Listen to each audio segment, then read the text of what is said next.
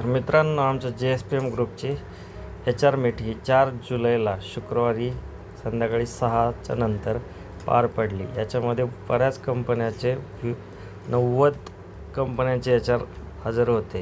या सर्वांनी आमच्या JSPM युनिव्हर्सिटी आणि JSPM ग्रुपसाठी या HR मीटमध्ये सहभाग घेतला.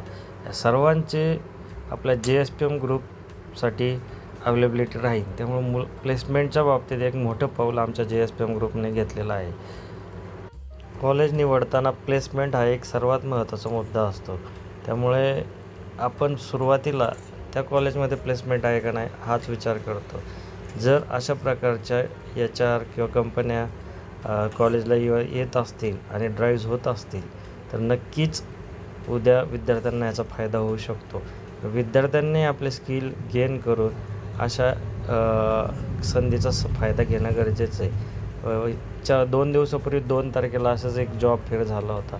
त्याच्यामध्ये खूप साऱ्या कंपन्यांनी सहभाग घेतला होता आणि बऱ्याच मुलांनी त्याचे संधी